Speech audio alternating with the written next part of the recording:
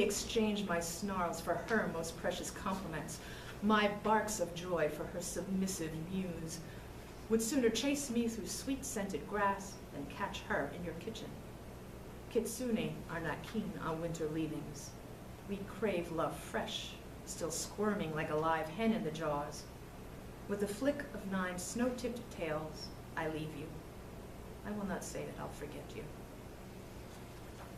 So if you don't know what a kitsune is, it's a Japanese mythic creature who sometimes they're cruel, sometimes they're not, sometimes they're tragic, but they transform between woman and fox. And they often, if they have 9 tails, it means they're a really strong one.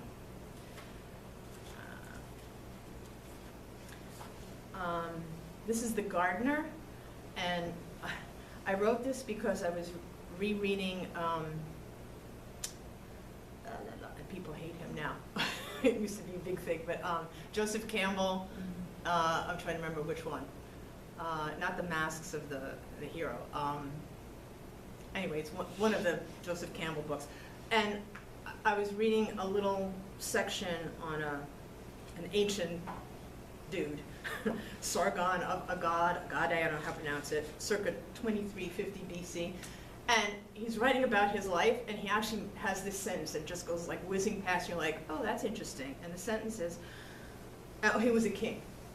The sentence is, while I was a gardener, the goddess Ishtar loved me. I thought that was kind of amazing. So, The Gardener. The care he took to stake the stalks of the blossom-burdened lilies. The patience as his fingers plucked the pungent leaves of sage.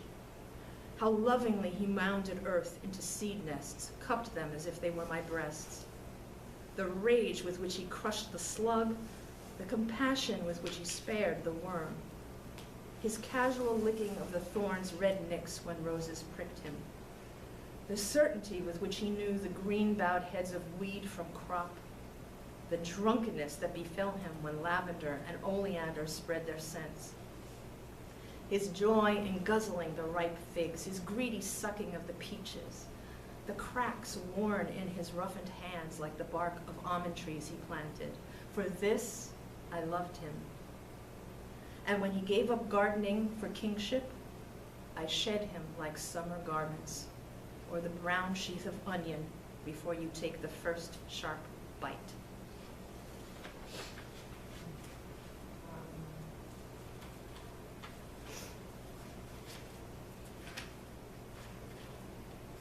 I wanted to do a fairy tale one. So Mother Gothel is the witch in Rapunzel. I always felt kind of sorry for her. I mean, she wanted a baby. She just happened to steal one, and then other bad things happened. But anyway, so Mother Gothel recovers. It's taken a few hundred years to get over the loss. A siren's wail one day awakens her, reminds her she is more than cruel crone. Her long hair once had beauty of its own. Too long she's pined. The city's grown around her. 50 floors of condo swallowed up her tower. She steps out of her wrinkled skin, hag abandoned like a dowdy dress, undoes her cataracts, unbinds the tresses once more brown as elm bark. They tumble down and down and down, reminding her of lost Rapunzel. It's time that Gothel too escaped the tower. Did you forget who you were, Gothel? She asks herself. Fancied yourself gardener, mother, avenger, tragic saint. Did you forget what you were? She pulls the horn teeth through her hair, combs out burr and briar and bramble, tangle of branch and thorn, forest spilling onto polished hardwoods, rooting in steel beams. Pigeons startle as crow and owl oust them from the roof. Leaf-strewn streams unsettle the basement's cracked concrete. Ragwort and bindweed, knotweed and star thistle sprout. She is the wilderness reclaimed, deadwood regreening. All right, this one's old bone. I made him up. And it's very funny because a friend of mine, my ex-boss Charlie, when I worked on a medical magazine many years ago. He likes poetry too. And he was saying, what was that one about the old African-American man? I'm like, I have no idea. So this is where, I mean, to me, he's a creature. So it's like every reader takes their own interpretation. It is a Southern voice, so I'm kind of thinking he's no color at all because he's a creature. But anyway, it's called Old Bone. Old Bone. Old Bone comes soon. He come while sun too weak to argue, while winds a scrabble of fingers along a banjo skin. Come a shiver in the wheeze of frogs, splutter up from silt and slough, through moss and murk, push past knobby cypress knees like the river birthing him. Old Bone slick, come sliding up slow waters, easy as a gator slicing duckweed. Even so, he set the hounds to rantin', raise their fur along their backs. He know them old songs. He know them tunes full of egrets' white ghost wings and weeping. Old Bone think he know best is gaps, loose fence slats, chinks in window frames, that big hollow opened up inside you since that last gal done drop you. He know how sometimes you eye them river deeps thinking maybe down there's better. Old Bone like company, like to tote you down there, join his party in the crawfish mud, chugging river brew from gator skulls. Yeah, he know you. Old Bone comes soon.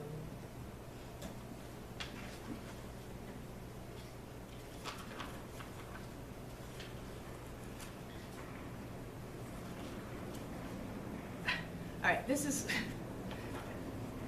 I figured I would do some more stuff that's based on other stuff, so this is a little sick. And on the off chance that, how many of you here know where the wild things are? Even I do. Anyone whose hand did not go up, go to the local library, to the children's section, to the picture books. The top of the call number is E for the easy book section, and the bottom is S or SEN, depending on how your library does it. Yes, I am a children's librarian. It is a Maurice Sendak book. Forget about that movie they made about it, that's, well, whatever. It's, by the way, it's a poem. I bet you know it by heart, right? Max Warden's Whoopsie. And made mischief of one kind or another, right. So it's beautifully written, and it is considered, in terms of children's book design, it is like, hey, I have a computer. So I actually, oh, this is gonna be funny. A native of Queens reads it online. Okay, YouTube, where the wild things are. I'll just do the opening because it's pretty funny. When you see people on YouTube read this, oh, come on, really? Oh, because somewhere in here is, I can't think of his name. All right, never mind. Christopher Walken.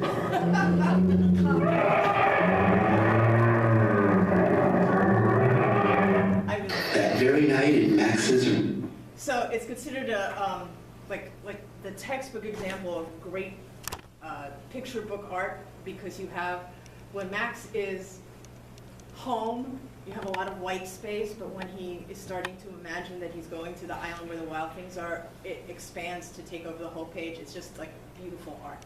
Anyhow, I'm a little, the actual impetus for this is I was reading no, I wasn't reading this. I was having, my kindergartners, I have them act out fairy tales and stuff, so I had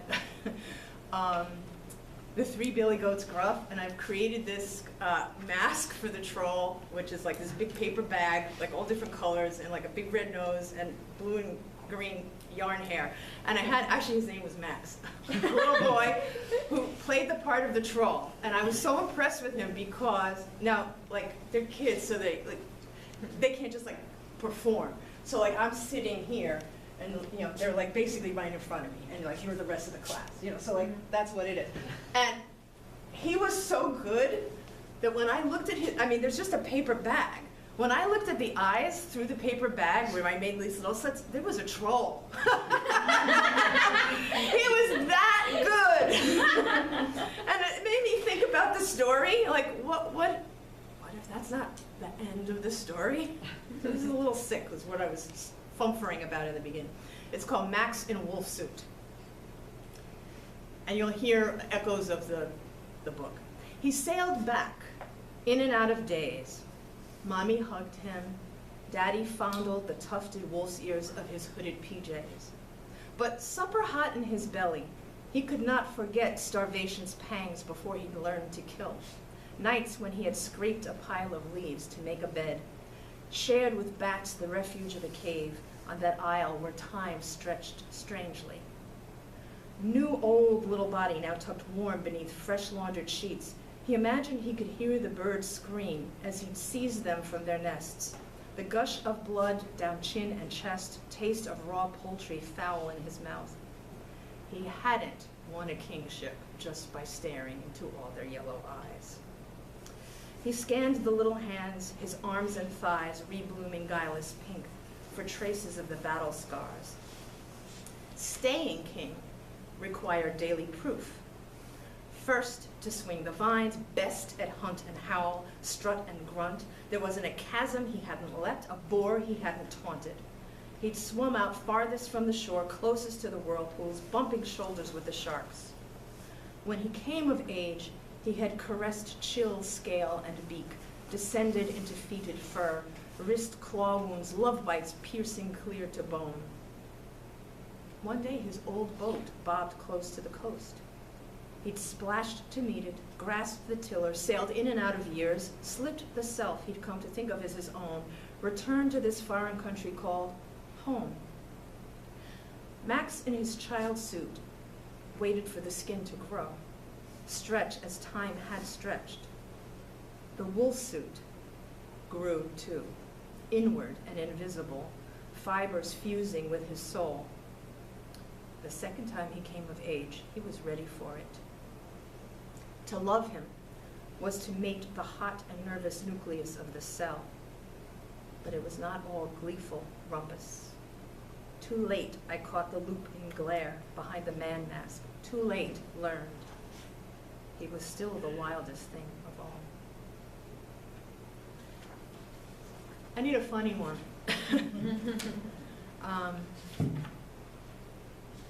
Oh, okay, I should stop.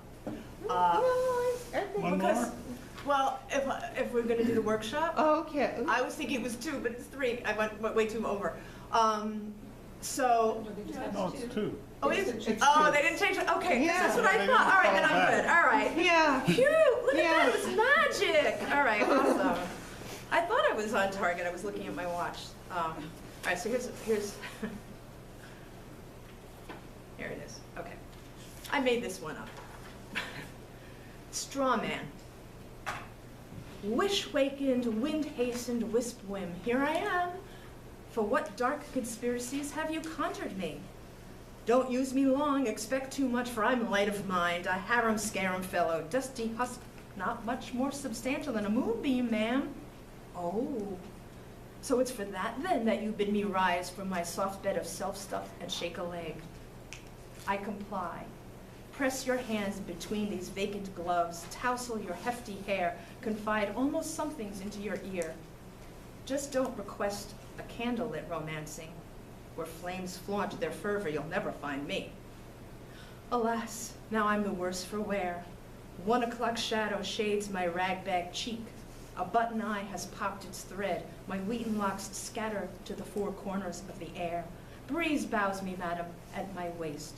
I bid adieu before your ardor has undone me quite. I'm looking for something based on, this is my Sleeping Beauty poem, and because I am a romantic, but it is the poem that got published in a horror anthology. So, It is horrible, but I mean, still. Sleeping, I was beauty. The prince's eyes devour me, in damask shawls and dancing shoes, or morning's rumpled flannel. When my stocking tears, he bends to bust fresh bud of ankle flowering through the rip. Between one bite of saffron pheasant and the next, I try unsnarling the skein of words 100 years of sleep have knotted up. But my husband's lips twist in distaste. He squints, trying to imagine her back, that sleeping girl he loves, the mute. I woke to his face dark over me, his weight stopping my breath, his cloak pressing thorns into my thighs, his tongue already busy in my mouth, and all the world rejoicing at true love's admittance. My throat grows dustier than my father's cobwebbed kingdom. Silence burns like the bonfire of wheels. All the while, my mind spins dreams of roses.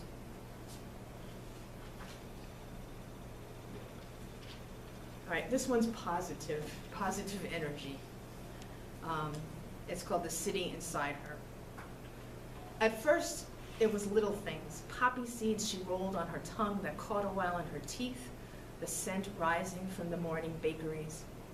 She nibbled the crystalline snowflakes kissing the brown grass of the park, then swallowed the park itself, all its trees bearing taut soldiers' arms, green patinaed generals on horseback, fog-breathed runners, gladsome dogs. She savored the theaters next, the curtains of red velvet, carved buttercream frenzies, patronesses frauds in furs, the movie palace's gummy floors, groping back row, teenagers, red and white striped popcorn barrels and their spillage. She sampled the jeweler's bonbons, lemony citrines, rich grape amethysts, the icy mint of aquamarines. She crunched upon the shoe repair shops, crisp pumps dyed for a new wedding, black business Oxfords brandishing sharp taps, sour old work boots slouching as they awaited their redemption, chewed the dry scent of leather mixed with cigarette and male intent, the convivial neighborhood chit-chat. Its greed, corruption, industry, and charity, all that of the city, she consumed. She did it for love. We all know love can be presumptuous in its devouring. When all had been swallowed, how she swelled with the fullness of her love, felt the smokestacks smolder in her lungs, highways hum faster than caffeine rushed through her arteries, midnight towers and necklace lights of bridges illuminate her eyes, factories join her heart in pumping, working to ecstatic efficiency. Oh, the satisfaction of the jazz clubs thrumming against her ribcage, ferries barging through her ears' canals. She was beyond complete, the sum of her greater than any of her parts, more gorgeous than the gardens budding in her armpits and groin. How marvelous to know such self-joy, for she did love herself now, moved with the ponderous grace of the city itself, danced for the sheer exuberance of it, needing no music but the strings of 1,000 orchestras, buoying up inside her gut, and from her diaphragm, the multitudinous choirs resounding, hallelujah, hallelujah, hallelujah.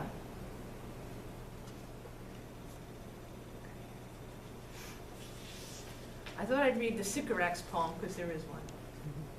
And it's old. I see from my notes 95. And it was published in 2011, which if you're a poet, persistence. Rewriting. It's called Sycorax Awaits the Birth of Caliban. Spine grows soft like island pine. Ankles swell, breath comes short. Blue vines of veins trellis my trunks, at least no longer morning retching, gray strands falling almost into spew. Hagseed goes thumping. You know what? This is the old version of this poem. I should not read this poem. It's wrong. I'm going to not read it because I can tell this is the wrong one. My bad. Oops. Sorry. I did that before. Oh, wait a minute. Remedy, I think. I'm not sure.